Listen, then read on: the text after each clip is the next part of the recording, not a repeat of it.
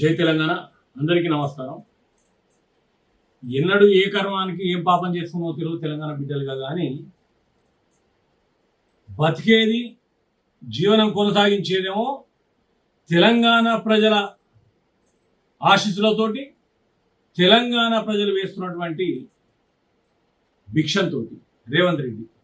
కానీ ఆయనకు మాత్రం ఐటీ అంటే ఏపీ సీఎం చంద్రబాబు యాదికి వస్తాడట. ఆరోగ్యశ్రీ అంటే రాయలసీమ నాయకుడు కాంగ్రెస్ పార్టీ ముఖ్యమంత్రి రాజశేఖర రెడ్డి గుర్తుకొస్తాడట. 2 రూపాయల కిలో బియ్యం అంటే ఎన్టీఆర్ గుర్తుకొస్తాడట. ఎందుకు నీ గుర్తుకొస్తాడో కూడా చెప్తాను. నువ్వు బూట్లు నాకేదే వాళ్ళవి, వాళ్ళ బూట్లు నాకుతేనే నీ బతుకు. తెలంగాణ మీద ప్రేమతోటో, తెలంగాణ ప్రజలకు మేలు చేద్దానో, లేకపోతే తెలంగాణ రాష్ట్రాన్ని అభివృద్ధి చేయాలని ఆకాంక్షతో నాయకుని కాలే నువ్వు. ఎందుకు వాళ్ళు ఎందుకు గుర్తుకొస్తాను నీకు?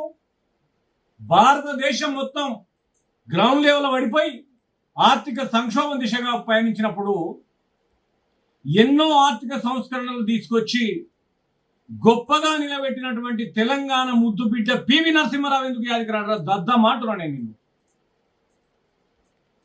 భారతదేశానికి ప్రధానమంత్రి చేసిన 5 ఏళ్ళు తెలంగాణ రాష్ట్రం నుంచి పివి నరసింహారావు. గొప్ప నాయకుడు, గొప్ప ఆర్థికవేత్త.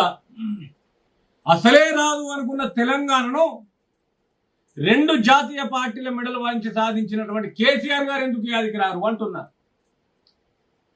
ప్రపంచాన్ని ఆకర్షించే స్థాయిలో రైతు బంధు, రైతు బీమా లాంటి పథకాలను ప్రవేశపెట్టి, భారతదేశంలో ఎక్కడ లేని పథకాలను ప్రవేశపెట్టి ఐక్యరాజ్య సమితి మన్నలో ఉన్న తెలంగాణ రాష్ట్రానికి ముఖ్యమంత్రిగా పనిచేసినటువంటి కేసీఆర్ గారు ఎందుకు యాదికి రాలేదు అంటున్నా నేను.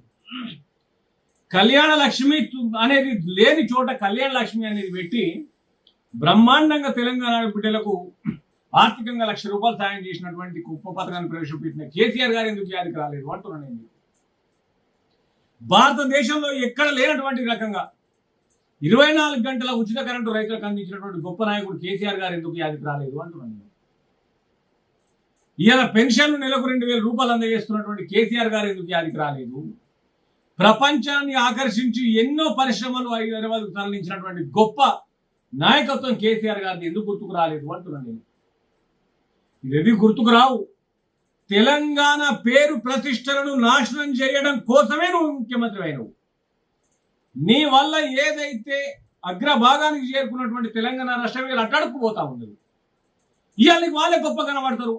నువ్వు తెల్లారులేస్తే వాళ్ళ బూట్లు నాకంది నువ్వు బతకలేవు కదా. తెలంగాణ రాష్ట్రం చాలా గొప్పదని నువ్వు ఏదైతే కితాబిస్తున్నావు చంద్రబాబు నాయుడు అన్నాడు. గుజరాత్ రాష్ట్రం కూడా తెలంగాణ కంటే గొప్పగా లేదు. గుజరాత్ కాదు, భారతదేశంలో అన్ని రాష్ట్రాల కంటే గొప్పగా తెలంగాణ ఉందని చెప్పేసి నువ్వు బూట్లు నాకుతున్న చంద్రబాబు నాయుడు అన్నాడు. ఈ తెలంగాణకు అడ్డం పడ్డ నాయకుడు రాజశేఖర రెడ్డి. దాని తర్వాత తెలంగాణలో పుట్టిన నువ్వు కూడా అడ్డం పడ్డావు. నువ్వు తెల్లారులేత వాళ్ళ బూట్లు నాకుతున్నావు కాబట్టి ఇప్పటికి కూడా వాళ్ళ భజన చేస్తున్నావు తప్పితే నా రాష్ట్రం గొప్పదని మాత్రం నువ్వు అనవు. నా రాష్ట్రంలో గొప్ప గొప్ప పథకాలు ప్రవేశపెట్టినటువంటి నాయకత్వం ఉన్నదని నువ్వు అనవు. భారతదేశాన్ని ఆర్థిక సంక్షోభం నుంచి బయటకు తీసినటువంటి తెలంగాణ బిడ్డ గొప్ప నాయకుడు పివి నరసింహారావు అని నువ్వు అనవు. కానీ నీకు సీమాంధ్ర నాయకులు, ఆంధ్రప్రదేశ్ నాయకులు మాత్రమే యాదికొస్తారంటే మేము తెలంగాణ ప్రజలు చేస్తున్నటువంటి కర్మ, దురదృష్టం మాది. ఇవాళ నిన్ను ముందర పెట్టుకొని నీ చేత ఈ రాష్ట్రం పరువు తీసుకున్నటువంటి పరిస్థితి రావడాన్ని ఇంతకంటే బ్లాక్ డే ఇంకోటి మరొకటి ఉండదని చెప్పేసి మేము భావిస్తా ఉన్నాం. ఇకనైనా సిగ్గు తెచ్చుకోను. ఒక తెలంగాణ రాష్ట్రానికి ముఖ్యమంత్రిగా ఉన్నావు. తెలంగాణ రాష్ట్రం పరువు తీస్తున్నా అనేది ఒకసారి సోయి తెచ్చుకొని సోయినట్లు మాట్లాడితే బాగుంటది. ఎందుకంటే తెలంగాణ రాష్ట్రంలో ప్రవేశపెట్టినటువంటి పథకాలు ఇలా భారతదేశంలోని రాష్ట్రాలు అనుసరించి అక్కడ ప్రవేశపెట్టినటువంటి గొప్ప చరిత్ర. ప్రపంచంలోనే గొప్ప ప్రాజెక్టు కట్టినటువంటి పేరు ప్రఖ్యాతి తెలంగాణ రాష్ట్రానికి కేసీఆర్ గారికి వచ్చినాయి.